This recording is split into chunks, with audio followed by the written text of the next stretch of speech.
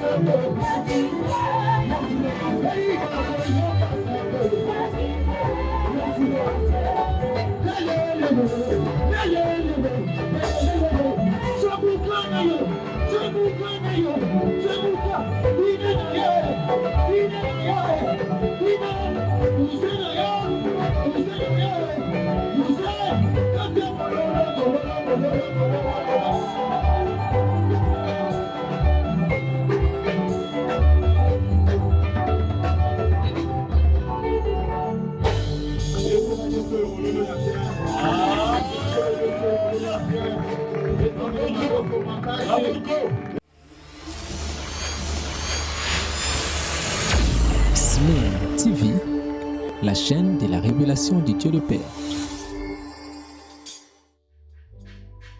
Alléluia. Est-ce que tu peux compléter la Jésus Christ dans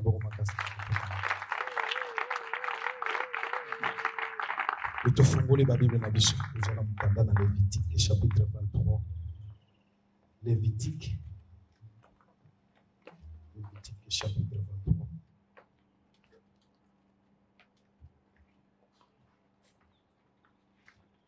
Lévitique chapitre 23. Lisons à partir du premier verset.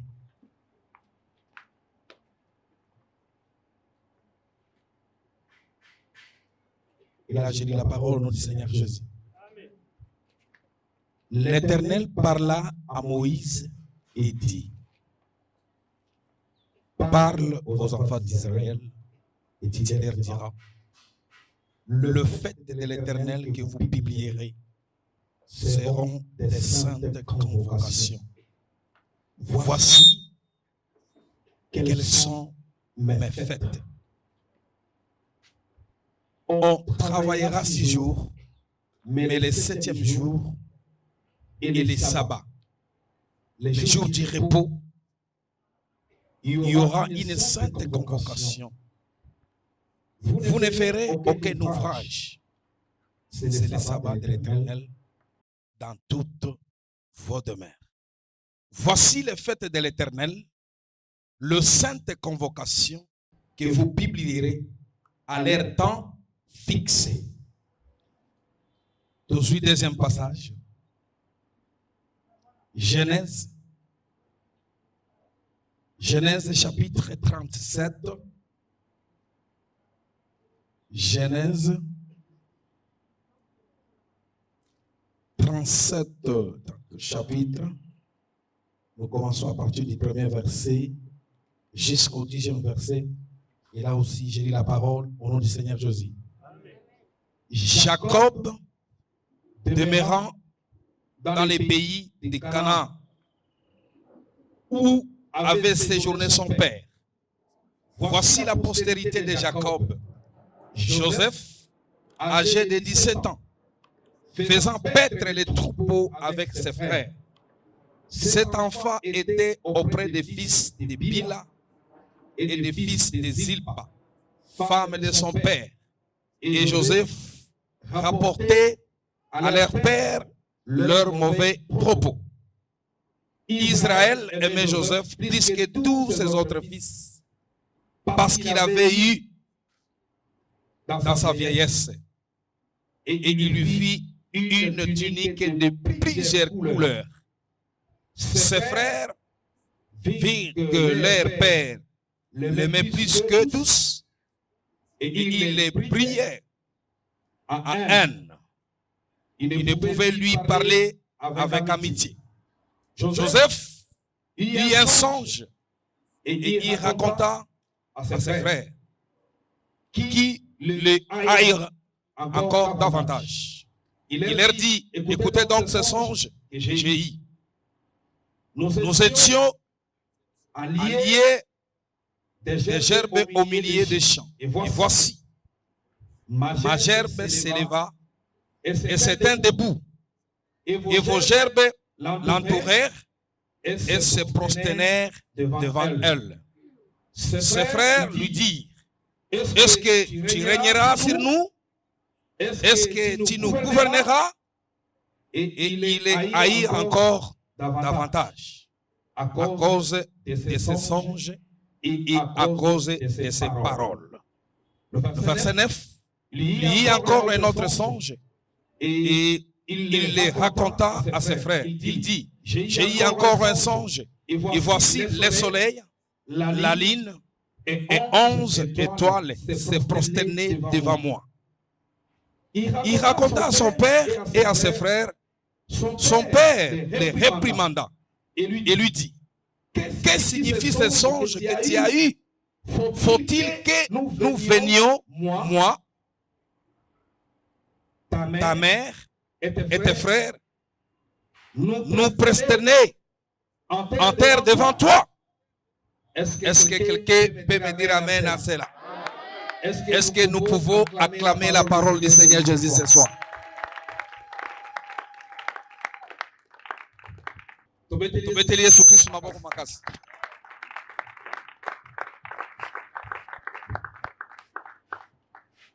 Tozwi bisika na biso tovandi. J'élève mes yeux vers la montagne.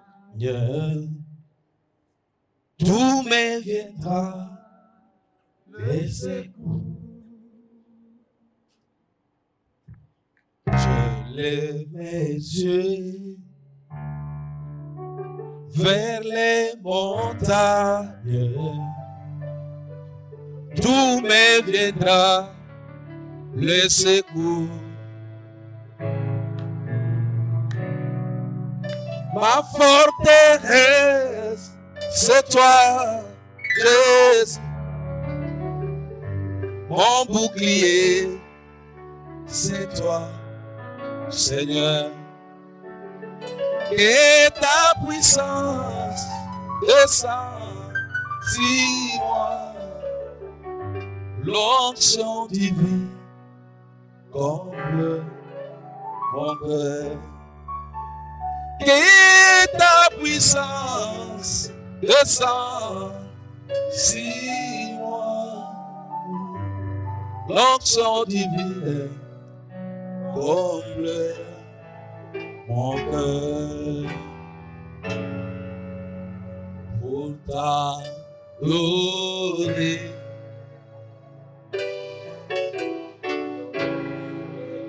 Pour t'adorer.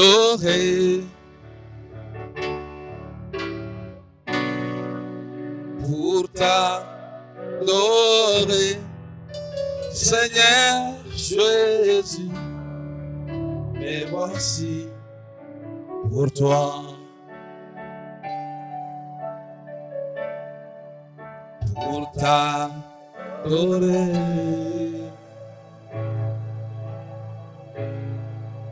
Pour t'adorer.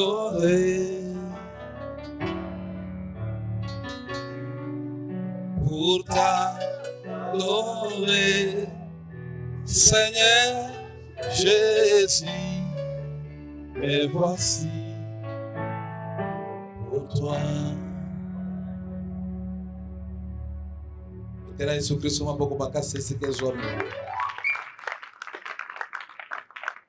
Amen, amen. Est-ce que vous avez vu que les deux ont fait? Mais là, on dirait que nous avons un problème.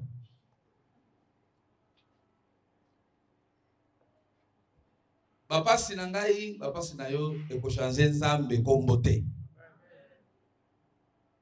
Okope sanga mene bien. Mikakatano na yo, mikakatano na ngai, eko changer nzambe ata mokolo moko te. Nzambe aza nzambe na bonzambe na ye.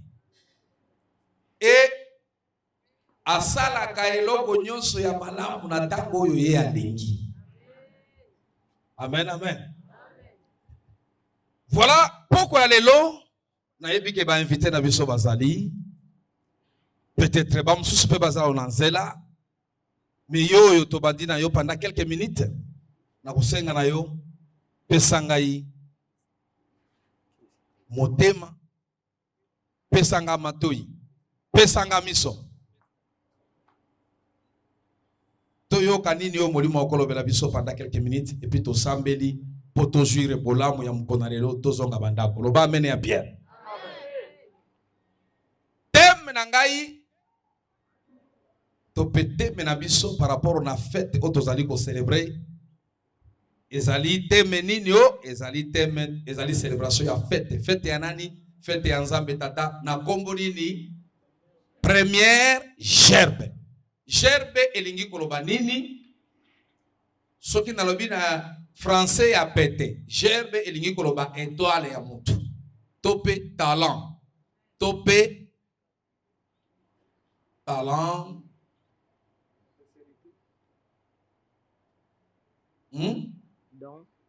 Don. Biloko yo Yesu Kristo. Biloko yo nzambe tata. Tango zobotama. Obotama ki na yango. E oyeba te ko zalaka na yango. Yango to bengi yango talent, gerbe. En français a facile, tourbi, étoile. Nous va mener bien. Donc les lots tozo célébrer étoile na yo. Est-ce que vous avez makamuna Nalobi lelo tozo célébrer étoile o noko apesa yote. Tozo célébrer étoile o tata kulutu apesa yote. Tozo célébrer étoile o yonzambe tata tangu yo zoya, tangu yo zobima okoma mutu. Mukolo yo kelamaki. Étoile wana okelamaki na yango elongo. Étoile yango nde esalaka mutu akoma mutu oyo bato bazo respecte.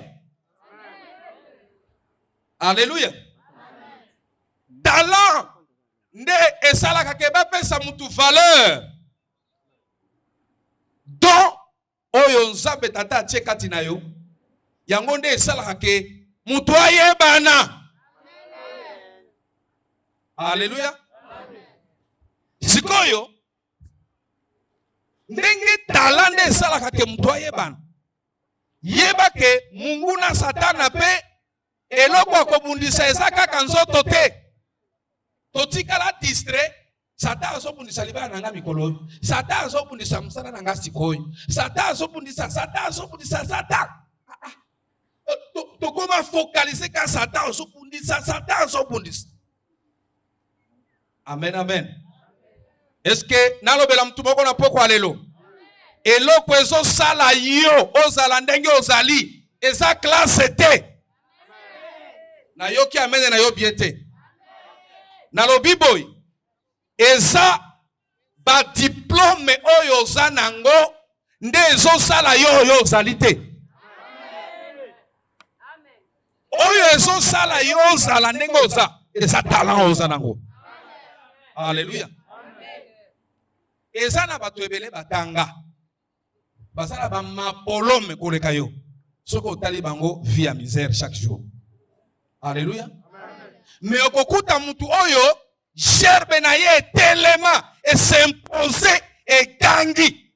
Vie ya mutu wana okuta eza transformé même sur le plus bas niveau. Alléluia. Alors, bato totika la kaka non. Écoute, mes frères et sœurs, je ne suis pas contre que nos enfants aient étudié à l'étranger. Je ne suis pas contre.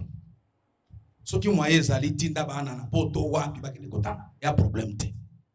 Mais, naloba, okoki kotangi sabana, okoki kotangi sa mwasi mobile, bien aimé, ce qui tala wana egangi na note, classe wana ekobota eloko ya malonga te.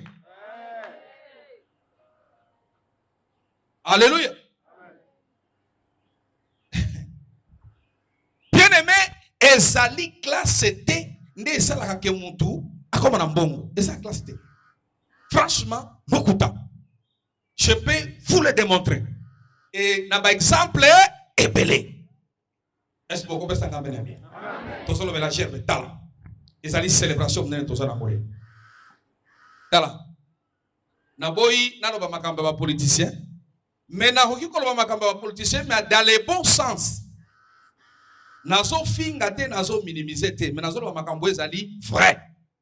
Pesanga amene ya bien aloba. Bien aimé, nga pe na landaka radio, nga pe na landaka télévision, yo po landaka télévision, yo po landaka radio. To landaka ba débat, nga pe na landaka ba débat. Premier président na biso, kombo na ezela kinani? Joseph Kasavu. Asa docteur na nini? Atanga na université nini? Alléluia. Sokyo kende na internet et tout na ba famille na. Kende osala ba recherche. Na Sorbonne, asili sakuna? Je ne pense pas. Loba mene bien. Deuxième président, comme on a Mobutu Sese Seko, Kukugwendo Azabana. Dis-moi, ba université boni ya États-Unis, ya France combien yo, avant comme président bisika bandoko tanga. Troisième président. Kombo na yenan. Hein? Monsieur Laurent Désiré Kabila. Merci. École normale. école va père va bando tanga on est à deuxième mais on a mais aux danger en France. Oui ba école on est à Kalawana. Ndatanga. OK, 40e. 4e président. Kombo na ina. Joseph Kabila. Sorbonne. Wapi. Esika atanga. Est-ce que toyo kana bien? Toye na 40e président. Asa Félix Tshisekedi. Boete. Ba recherche partout. Yebi sangai na Sorbonne. Yo c'est là qui collègue naï. Azwaka diplôme honoris causa wapi. Est-ce que quelqu'un peut me dire amen à cela? Nalingi na faire voir yo. Ndenge ni Niger besa la kana via mutu. Besanga amen ya bien. Dala. Écoute-moi très bien. Okoki ko ina mutu. Okoki komona ke esaleli ya mutu wana eza malamu eza malonga te. Mais bien aimé, ce qui nous a permis de nous faire ndenge wana. Yo silika o silika te jusqu'à ce que Nzambe akoboya ndi mutu wana kolongwa place wa. Oboyi ko pesa ngame ya bien.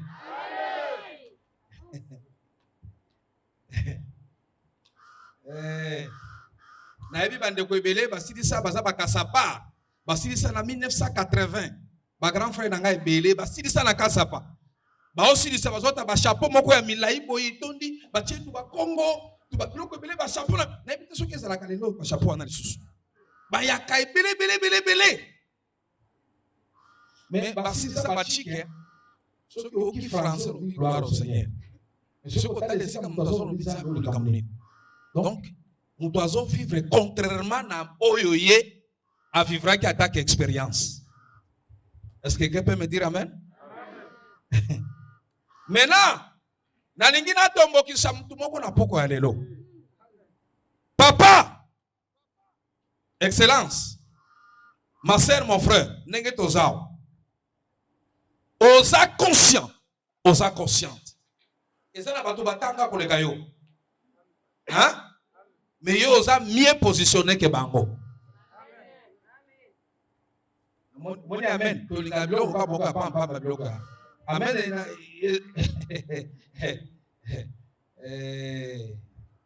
Gerbe. Pesanga amen bien. Gerbe. Tobandolo bela Joseph. Joseph azalaki mwana lokola yo lokola nga na bande kona ye. Et Joseph abotamaki na kati ya famille. Joseph azalaki na ba bakete. Azalaki mbinga te. Azalaki na 60 te. Totangi Bible bien. Na âge boni azalaki na ngo abandai komona makamu. 17 ans. Pesanga amen ya bien. Soki totali baya ya ebele baninga na ngawa. Toza déjà na 50 quelques, 60 quelques. Tozo ba me bisika tokolala ezate. Pesanga amen ya bien. Bisika ya kolala.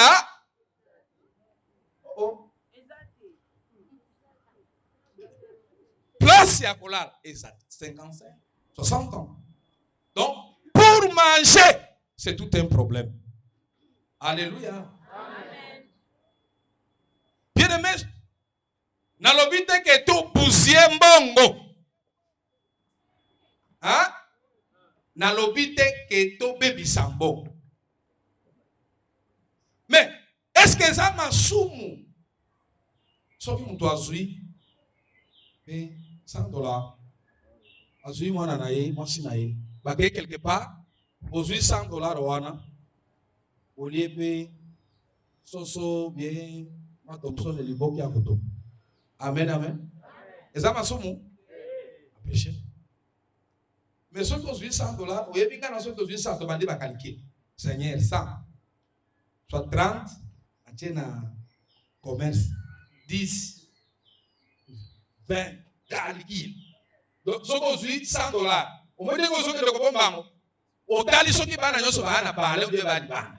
Donc, au bengani nalo batu nyoso na libanda. Ok, bon, $100. On se rassure au kangi porte. Au monique, bazate. Sikondo ke yo je sika boko. Siko soki Mouvement moko bana basakari trop nanda ko moni bana basa clair. Eh. Yo, Delphin, bozo mela kuna nini? Oyo beti tour nanda. O beti tour isusu. Osaye lokola sambla. Esa. Nani aso comprendre ba comme tozolo. Mais esa na niveau ya batu mususu. Bien aimé. First de oyo ala titango azo kitisango. Awa 500, awa 1000, awa 10 000, 20 000, 30 000. Ce combien à Poaki. L'on va amener à bien. Et moi, si na ye azana tante abanda kofiye. Amen. Alléluia. Moi, si na ye azana tante abanda. Donc, l'état azana touche à bandi. Cafouillage. Azo inspecter ba poche nyos. Tout ça pourquoi? Ma coquille. Hein? Alors, gerbe. Et yeko sala nini na famille etope na mutu alolenge wana. Étoile ya mutu. Tika message ondenge modérateur alobaki tozote ya message ko ezali révélé. Tika na biso boy. Eloko oyo Mungu na Satana abundisaka na vi na yo ezali nzoto te. Eza marque. Hein? Eza elembo oyo Yesu Kristo asala nini atia. Et puis elembo wana emona na kana miso ya musunite.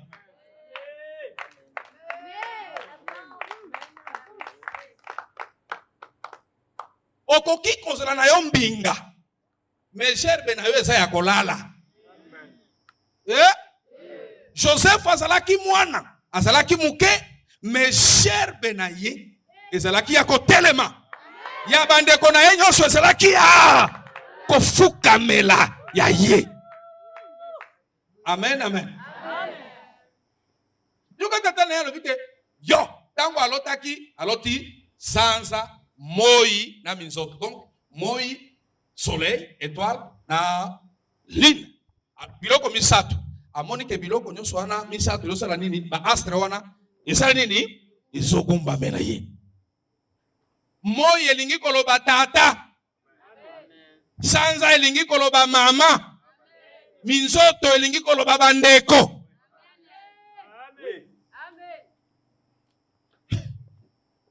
Alléluia. Je te bénis, c'est vieux Max. Alléluia. Étoile soketelemi. Bien aimé, étoile eza synonyme ya ténèbre te. Étoile elingi koloba nini esika ezali lumière. Nabakisa. Voilà pourquoi lobaki ke biso bino na biso tozali pole. Et non molili. Tango Bible ezali koloba ke tozali pole ya mokili. Non. Bible wane lobaki mabe. Toza pole ya mokili te. Toza pole kati na bato. Toza pole kati na molili. Naloba. Bisika ozokende. Il faut étoile na yo banda ko prier. Eh? Même ateza na moi. Étoile na yo sengeli banda kongela. Nabakisi. Bokoki kobota mabana 30 na tata moko. Mais bien aimé, batala ekeseni. Tokoki kobima na même matrice. Mais botombwami, élévation, épanouissement, succès et réussite et c'est à kokesana. Amen, amen. Sikoyo lelo eza mukolo lola ezo signé décret ya domination na yo.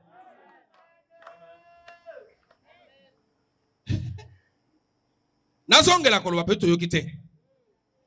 Papa, osana mwala, osana mike. Tomona batu bana bala, badaya, bakenda. Lana wana batu batikali ba osaka nango. Zanga nyonso, zala na gerbe. Et puis gerbe na yo zala ya kolala teme ya kotema. Au temps fixé. Bien-aimé, quel que soit ombrage ekoki kozala, gerbe na yo eko éclairé. Oyebi ombrage eza nini? Donc omona obandi makambo neti makambo ezosala neti obandi eloko osukisaka te. Alléluia. Obandaka démarche ya makambo ebele, mais moyen okoma na esika ozolinga kokoma. Alléluia. La Bible nous dit que notre Dieu n'est pas un Dieu d'un œuvre inachevé. Lorsqu'il commence une œuvre, acheminaka yango, akendaka nango tina suka. Amen, amen. Pourquoi? Parce qu'il y a yebi eloko nini oyo biso ngai na yo tozana ngo bosenga. Joseph ezali ba cousin na yete nde bazwela elikopa. Bana ya ye na bango baza tata moko na mama famille moko. Nde basala ki nini makita. Donc bande ko na yo pe ba ko salela yo makita. Bo ba ruine yo. Bato yo botami na bango. Ba koki kokotela ka yo ba renyo ya butu po ba détruire yo. Na ye koloba boye. Poko ya lelo. Ba renyo nyonso ya molili. Oyeba te. Nana zoyoka. Oyeba te. Je déclare ce soir. Tal. Basangana. Menenge bako panzanela. Etali kutu yote. Sherbe na yo panza bango. Nana zoyoka. Nguya ya etwale na yo panza bango. Ezali kambo ke esengeli o naso tiabatu bino kozala basirete na ngai. Laisse-moi te dire ce soir, sirete ya solo eza molimo ya Nzambe. Okoki kotia sirete ya cousine. Bakoki pe kotrair yo. Okoki kotia cousin, ami, frère, connaissance. Akoki kotrair yo. Mais il y a un ami qui ne trahit jamais. Kombo na ye molimo. Kombo na ye molimo. Narobi molimo atraire yote. Tango makita ekoya. Molimo a décevoir batu bazonu kela yo mabe. Amen. Alléluia. Amen. Yoka siko balobi Joseph. Moi non yo azuro tabandoto tala papa azui considération yo so sali nini apesika mwana balingeli ebul. To bare. Bien aimé ba. Ça la carte. Bamsusu balobi ke soki tobomi ye. Soki tobomi ye. Et comme ça la bien te. Mususu balobi non. Tokosi azande kona biso makilande na maboko biso ça la bien te. Bobi to timula ni bulu moko be to bwa kayekuna. Soki mvule ye makilana ye simba biso maboko te. Nani azoyoka? Batimula libulu. Basipe ka Joseph. Bazindisi ekuna. Bien aimé. Partout bisika bakoki kozindisa yoko banga te. Yesu Kristo azali. Nalobi Yesu Kristo azali. Olingina bakisa. Kasi Yesu Kristo nde gerbe spécial par excellence. Jésus-Christ nde gerbe par excellence. Elingi koloba boye soki olingi ozala. Sanga nyonso mesana na Jésus-Christ. Amen. Aza gerbe par excellence. Amen. Kala, toyebi ba astrologue. Bato batalaka ba astre bazali. Babwaka Joseph kuna tango babwaki ye. Ba commerçant pe bayaki koya. Bakuti ye. Balobi ke kaza pe jeune toko utiliser kama sa oyo abanda kosala biso musala esclave. Bien aimé, na esclavagisme bisika pa mema ye. Joseph akufa? Akufa te. Bien aimé, ndena lobaki boye. Mutu azana gerbe. Akufa kate. Et mutu ya liboso azalaki na gerbe. Oya bien. Et ça Jésus-Christ. N'est-ce pas ton célébraka? Pâques. Mort na résurrection nani? Jésus-Christ. Mais dans ces messages, toye koyebi sa multitude ya batu que Jésus-Christ a kufa te. Et ça lukuta. En voici quelques raisons.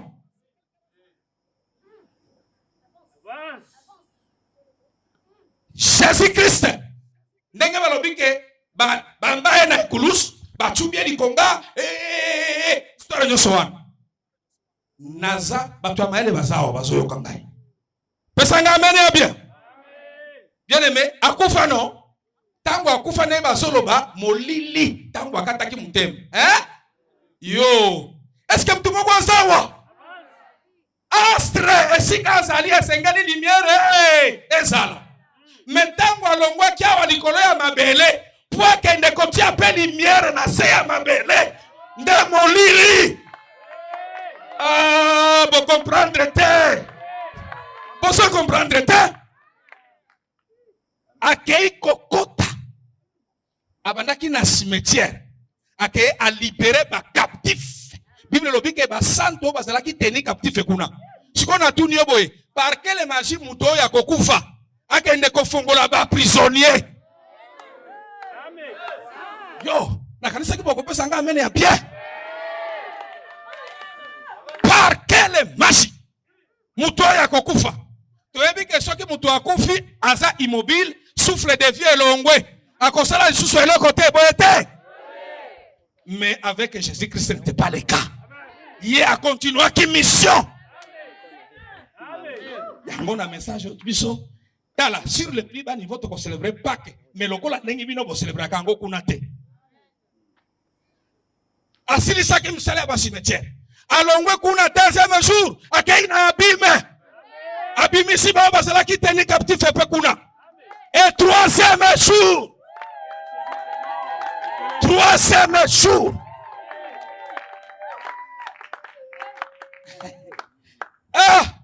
Et puis entraîne ailleurs. Non, bien aimé. À côté. À kenda qui qu'on négocie. Est-ce que vous avez à kenda qui négociation te. Voilà pourquoi Zambie a démocratie. Oui. C'est la vérité. Écoute, Dieu ne marche pas avec la démocratie. Faux. Akenaki a botoli fongola. Anazo. Sikoyo lo sap lelo. Ya. Bozate bozate. Nalobi fongola ya yo lelo. Gerbe.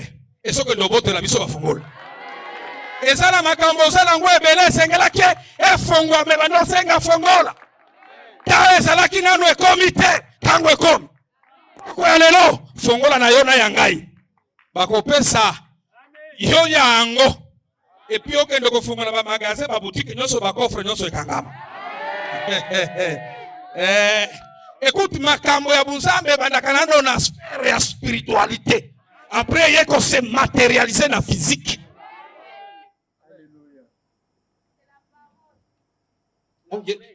Akufaki wapi? A continuer ki musala. Amen, amen. Cher. Pere, babu mena ki entaba. Batikwa, babu mitaba, bazue la mbeba, ya bakulere bele ya Joseph wa. Et c'est pasuki, bapakula ngoma kila ataba, bakikusa tata, mwana na yo. Lion a dévoré ye. Deka kama bilamba na ba makilo moni netoye papa bandiko lela. Ankro yake mwana na ya sali nini akufi. Nzoka nde gerbe ekufa kate. Alléluia. Gerbe ekufa kate. Hein? Même nyoso ezo semblé côté élément. Na ye ko affirmer yo ce soir. Au temps fixé. Gerbe koganga. Gerbe na yo ko s'imposer. Même na milieu politique, gerbe na yo ko s'imposer. Amen. Moni motango a révélé biso makambo awa. Na semaine autre zone na ba prière. Oyebi ke ezala bato ebele. Toza Kinshasa makambo esimba te. Wana mai ya solo makambo esimba te. Eza kuinda. Mboka eza kobela. toyebi bien. Mais tika na biso boy. Tango biso tozolo bamboka eza ya koyinda. Eza na bao bazo sepela. Voilà pourquoi Nzambe na biso il est maître du temps et des circonstances. Et à chaque circonstance, eza na bao balelaka, na bao basepelaka. Nani azoyoka? Lelo tika na biso yo boy, na bato bakosepela yo pe sepela. Na lobi na bato bakosepela yo pe sepela. Na bato yo bakobika yo pobika. Na bato yo badosie na bangweko fongwama ya yo pe fongwama.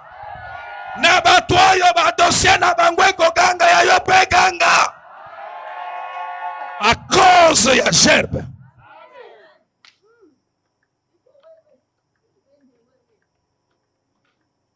Nazozo muto ya komanda kolobela ngai. Bien aimé, muto ya sengeli alobela biso bien. Ngai na kolobela mwasi na nga malamu te. Mwasi na nga pe akoki kolobela nga malamu te. Mais muto akolobela biso bien. Ezali molimo. Alléluia. Nabakisa, otosambela token. Écoute-moi très bien. Talent. Tala Lazare. Lazare azalaki. Lazare azalaki. Azo vivre na bande kona ye, ba Marte, bana, basaliwa. Lazare muninga ya nani? Sika tuangaile basa. Mais muninga Yesu abeli. Yoka siko batu.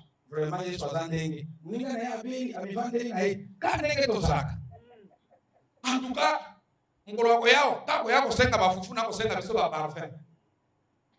Tokota. Ere akolinga kolia hawa kozwate.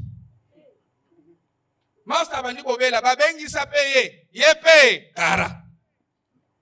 Ti ndenge baloka master yeko dai. Tala ere yaki siko. 3 jours après. Nani azoyoka? Jésus savait que Lazare attaque Moutou. Batiaki na se amabele. Est-ce que vous avez que sa semence? Vous avez bien? Il faut avoir kayo na mabele yo. Il faut pour là. Ceux qui ont polindo ko bimisa bakasa ya bien.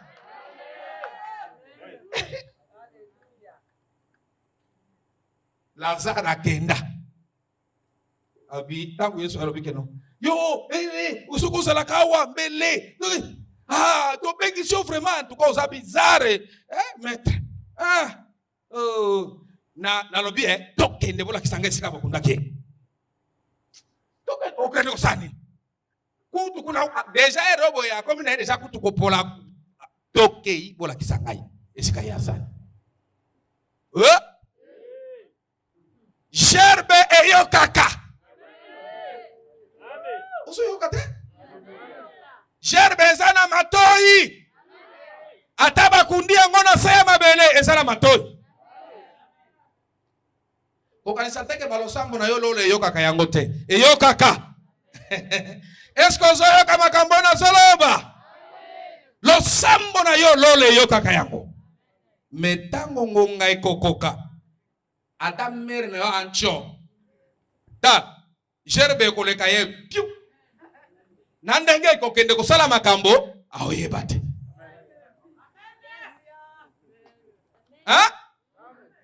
Gerbe ndenge kosala makambo aoyebate. Voilà ce soir. Nalingi oyo ya yo ba bebisa. Tozo bele la mkolo feto abengi sibiso lelo kombo na ye Nzambe tata. Alo baliloba moko po gerbe yoka. Nde alobaki koye na yebi bapate na ngai. Pe bapate na ngai ba yebi ngai. Pe ba yoka ka mongongo na ngai. Soki pe na bengi bakondima pe bakoyoka pe bakoya. Aha. David alobi que régis-nous autant de jours, autant d'années que tu nous as humiliés. Autant de miaka, autant des années oyo tozalaki omona minyoko. Lelo eza mokolo ya renouvellement. Lelo. Esengi eloko mosusu te kaka ndenge nga na yo totosi totiki nyonso toza na baoccupation ebele me bondimi toya kovanda awa toye kotala motu te. Amen, amen. Toye polola esalela biso bolamu. Amen, amen. Bibili esika na sosoli poso sa prezo zonga Jésus ye moko epa ya Farao epa ya Herode oyi masolo nyonso wana balobi Yesu abotami tango Yesu abotami ye kuna lobi mwana moko abotami kuna bazobenge mokonzi atindi bato ya intelligence bato ya aner okende kuna so pour moni kapuya oyi bisanga inga pena kena kumbamela nzoka ndeza ki riz abandoza la kasoki ake wana sa nini anyongi tela makamu tango Yesu akima abi akimi merci beaucoup total akwe isi mobeko obanda 0 kilo ajnin bana nyoso amibali basala nini babande ko luka eloko mususu te kaka gerbe gerbe nde abando luka donc ande gerbe babomaka yango te tala eza Marie na Joseph nde bakimisaki mwana te. N'est-ce pas la Bible nous dit que l'ange de l'Éternel aye koyebisa bango Joseph et Marie botelema bobimana mwana bokende aske monguna wana za na bapla ya mabe. Nani azoyoka? Nani azoyoka? Bapla nyonso ya mabe oyo bademo baza na yango mpona yo bakokuta yo na adresse wana osiolongwa. Ozoyoka nga bien te. Ozolenga na sakola naloba alangi nalobaka alangi te.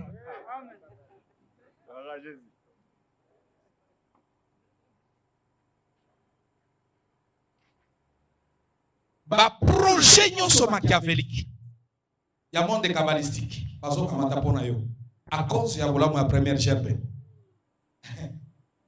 nyonso kokoya na mai. Amen. Hein? Amen. Parce que Dieu nous a créés pour que tu adores, tu célébrer ma fête naye et tu bonzela ye. Sikoyo soki yo nangai tozate tina ya nzambe zate.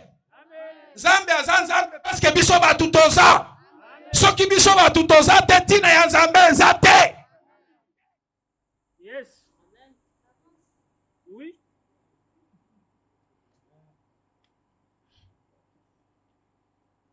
Totelem. Tosambela. 3 minutes. Token. Talent. Étoile na yo. Étoile ya bana. Bien aimé, adam bongo zana ngoana. Bien aimé, ezande bongo esengeli ozwa te. Nalobi il faut zwa bongo ebele. Yesu Christo azan nzambe ya multiplication. Faut jouir. Faut jouir bolam. Faut jouir. Faut jouir. Tala Yesu bavani. Bien aimé, beaucoup ça l'ose à kolala Satan zokamata. Ba technique ba stratégie kaka pour détruire vie na yo.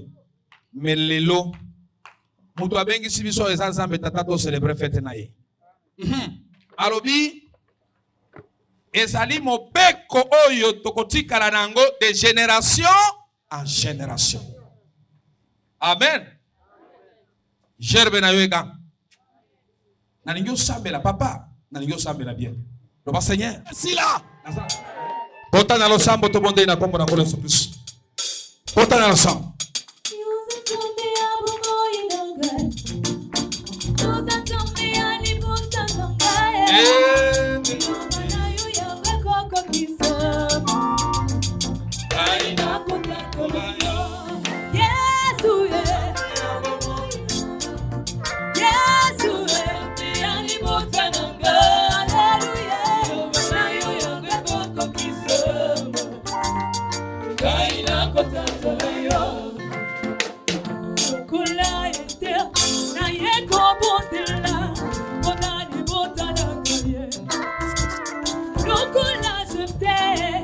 Na yeko bunda, ona bande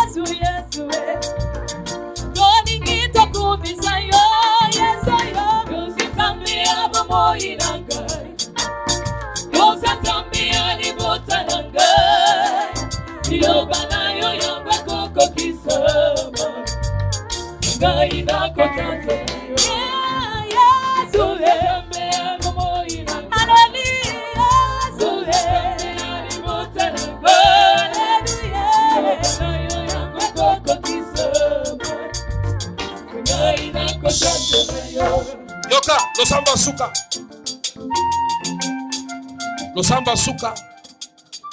Tozo bonde la boy. Tata nalingi gerbe nanga s'imposer.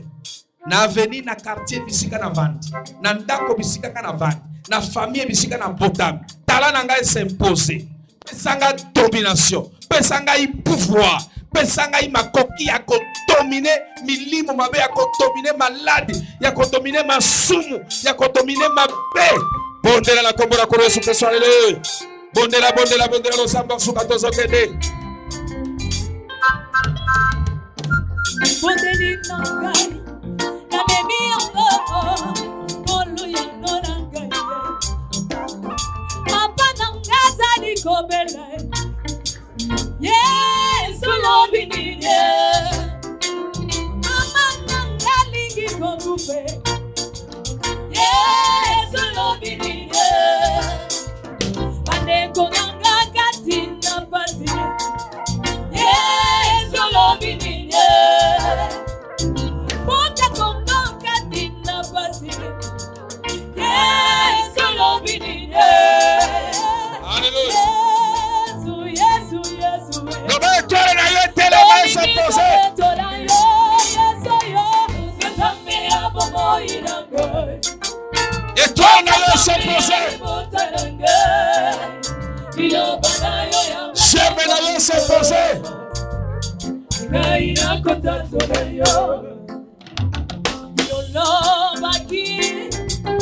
Soki dimelio nakobika Unani bota nanga Yesu ontambe Sala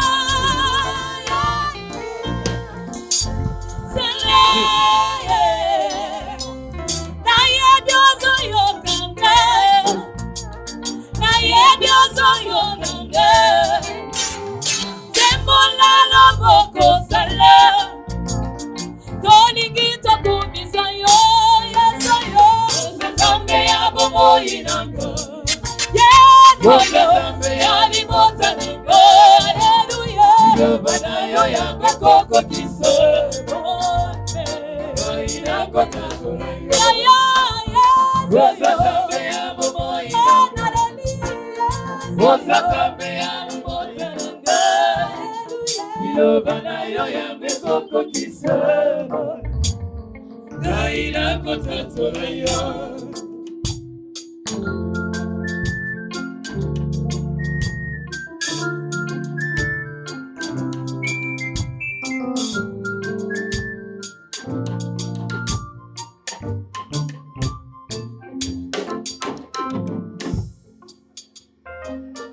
Est-ce que tokoki kobetela Yesu Kristo maboko makasi?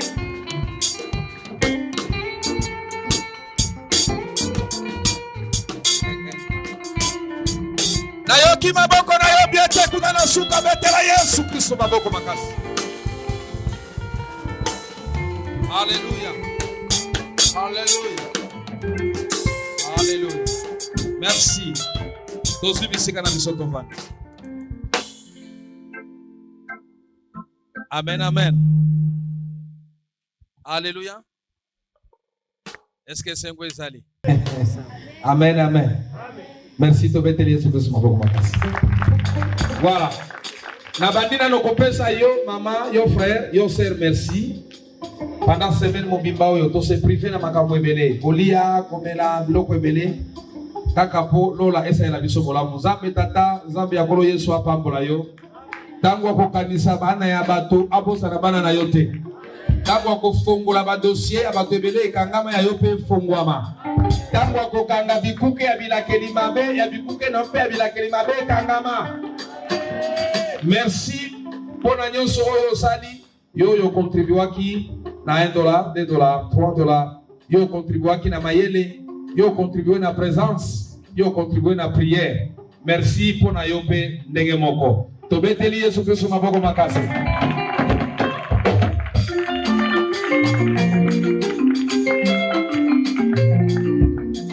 que de kunanaza pour ça lumière na moi.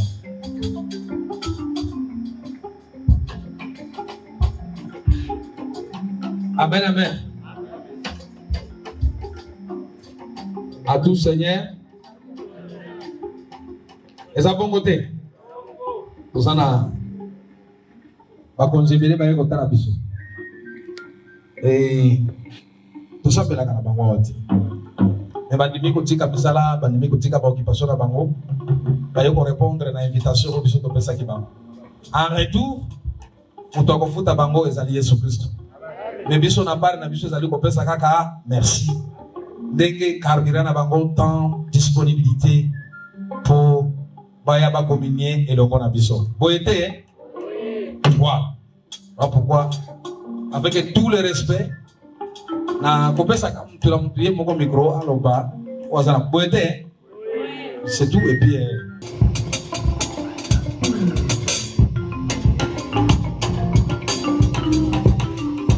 j'allais dire ceci d'abord.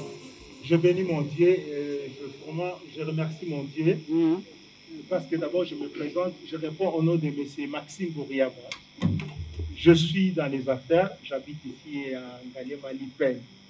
Vraiment, pasteur, je suis tellement béni par rapport à votre prédication. Là, je vous dis devant Dieu, ça c'est ma vie, ça c'est ma vie. Parce que Dieu m'avait dit, tu feras les affaires et tu serviras moi. Donc c'est par rapport à ça. Et je l'ai dit partout où je voyageais dans le monde, je l'ai dit, je suis un partenaire international. Moi, pour Dieu, je vais investir toute ma vie, mon corps, âme, pour ce Dieu, parce que je connais qu'est-ce qu'il a fait de moi et qu'est-ce qu'il a fait dans ma vie. Si j'ai sillonné le monde entier, c'est grâce à ce Dieu. Donc vraiment, pasteur, je vous dis ce soir, moi, je suis tellement très touché, très flatté. Donc votre prédication, c'est par rapport à ma vie et par rapport à tout ce que je vécu dans le monde, tout ce que les gens m'ont escroqué, les gens m'ont volé l'argent dans des banques et des choses comme ça. Vraiment, pour moi, c'est une grâce. Et dans la vie à part naissance, c'est Dieu qui a voulu que je fasse connaissance avec vous. Et on aura le temps de parler. Pour moi, je vous remercie ce soir.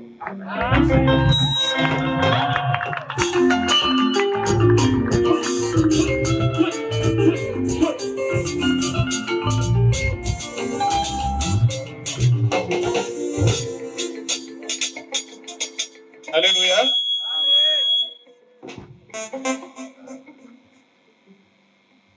Namoni pasteur olobaki ingala naloba ingala pour la missionnaire baza kolakisa biso ata soki aza anglophone aza mutu ya Suède aza mutu ya Norvège soki akwei na mboka moko kuna na wamba akoluka koyeba kibudu po asolola na bato parce que évangile il faut ekota na matoi na monoko ya mboka. C'est là que se trouve la vraie culture. Mingi mingi ba français na biso oyo tokosaka nango bato mingi.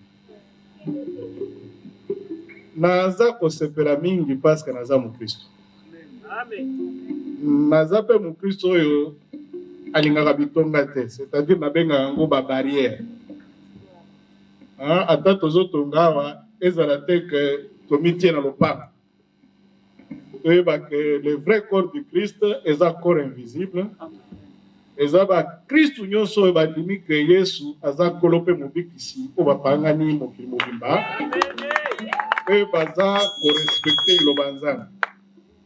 Alors ntango ndeko abengi nga insiste parce que nazalaki mpe président ya communauté na ye oyo abotamaki na kati ya Balega, naza président honoraire, nabi bana biso bakomi kolinga Nzambe, bakomi mpe kosalela ye.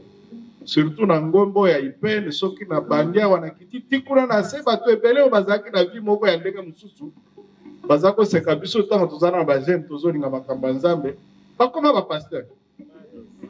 Alors nazoloba ke Nzambe akuma eloko nakoloba mpe ezalaki losambo na nga. C'est vrai que losambo ezalaka secret ya mutu na Nzambe, mais il faut nayebisa bino ke nalingi Nzambe akolisa eglize.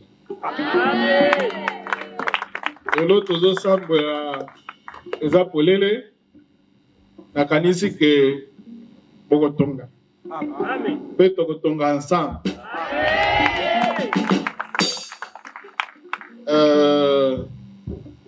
nalobaki kombo nanga te, kombo nanga Primo Mukambiro Abami. Nakotaka na labor nawa, nakotaka pe na sepak, nakotaka pe na selpa. Nazalaki na makolo ya Pasteur Kembwa na Penuele na Bukavu, totikaka Nzambe te.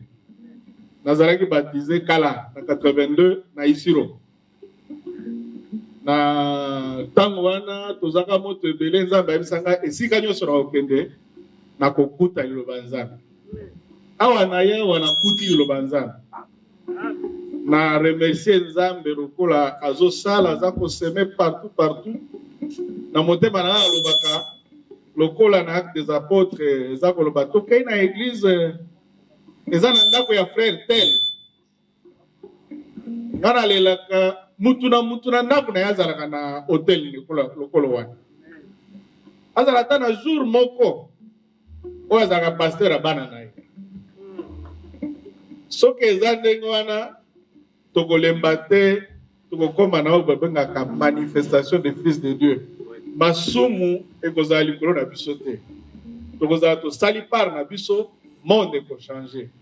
Je crois que biso nyonso tokosala mosala oyo Nzambe pe akoseba place azali pe akobambola biso.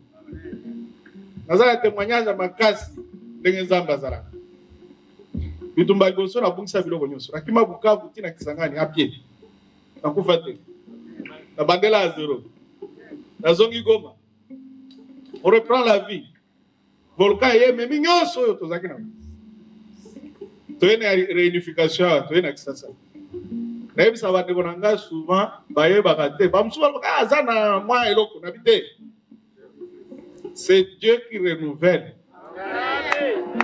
Quand Joël a lobby, je vous restaurerai tout ce que les gazelles, les élecs, les sauterelles ont volé, ont dévoré dans votre vie. Après cela, je répandrai mon esprit sur toute chair. Donc, naza ko encourager bino surtout ba jeune ebele na monia bo benga baninga na bino mususu. Parce que na jeunesse soko sali Nzambe, ko komi na âge na ngai, boko mona bambuma. Ah, biloko nyonso alobi wana nga na leka na kati. Na yeke nazotia matela na semelelo naza na bandako. Hein? Et puis à un certain moment, ils ont à Barcelone, à Kotonga, quand temps exact quand. Ça, c'est l'abondance du Seigneur et vous verrez ça. Et Dieu vous bénisse.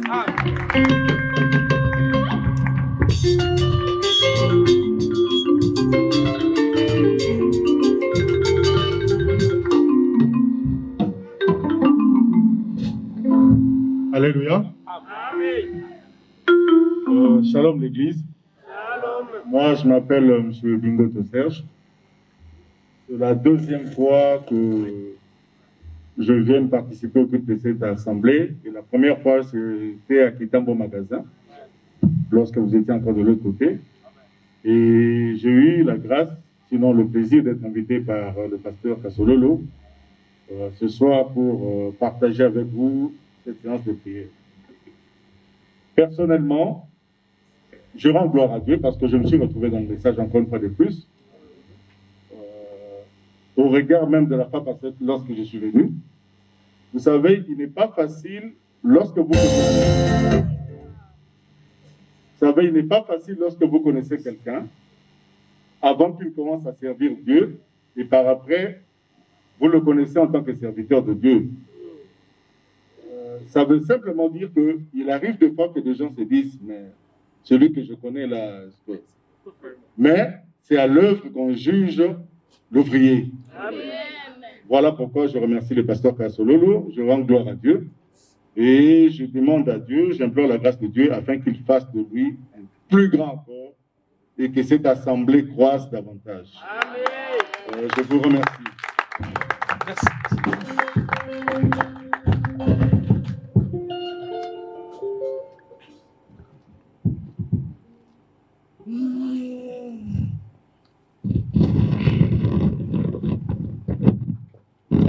Église Shalom. Shalom. En tout cas, Naza, bon, là c'est présenté, mais c'est inspecteur Loris, des jeunes. Naza vraiment, maloba mingi te parce que ba témoignage déjà na okawa esalinga bien. Oyo atelemi liboso na nga so natali na ba année passée nakondima te ke ye mutu atelemi liboso na nga. Mais Nzambe oyo achangeaka bato atransforme boye aza fort. Donc mpo na nga naomona l'église oyo boye te naomona 5 ans lisusu azala su plus fort.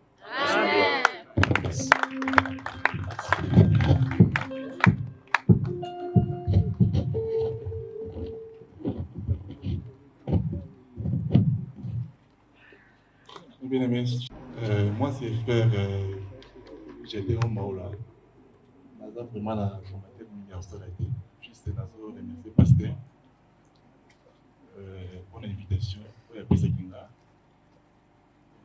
Naza vraiment na kambola bagnete. Zambi apambola ye, apambola ensemble. Merci. Amen.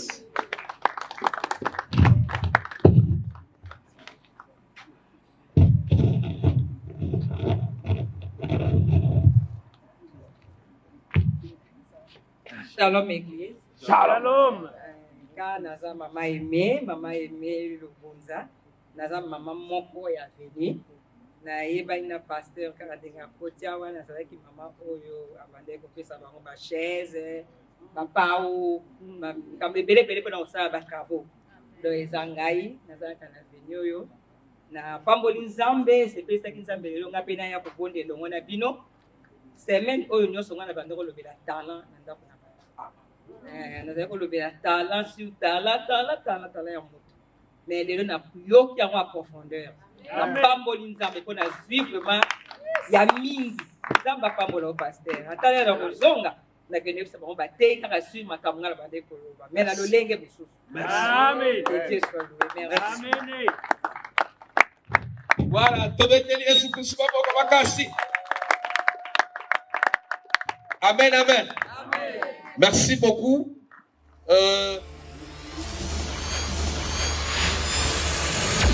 Smyrne TV, la chaîne de la révélation du Dieu le Père. Shalom, shalom à vous, fidèles téléspectateurs de la chaîne Smyrne Télévision et plus précisément à tous les affranchis.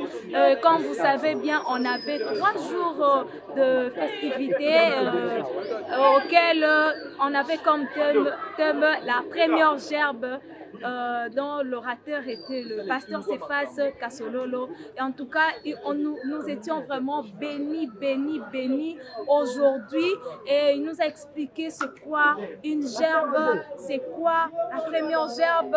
Quant à nous, nous savons que la première gerbe, c'est une sémence, une étoile, une balobana lingala, minzoto, sansa, oyengengaka, alobi lisusu que première gerbe, il faut éganga la vie na yo, il faut ételer mandenge ya David, ételer makandenge ya Joseph, ételer maka. En tout cas, comme vous voyez, nous venons à peine de clôturer notre journée. Nous étions vraiment bénis.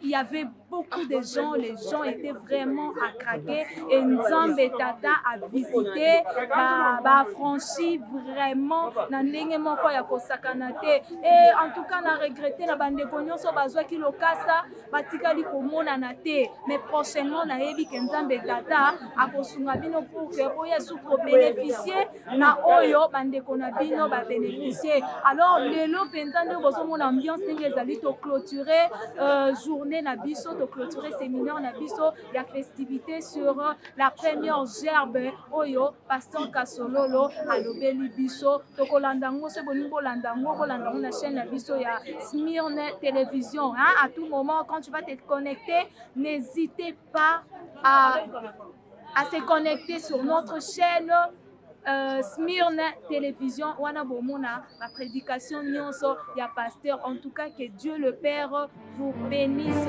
Au revoir.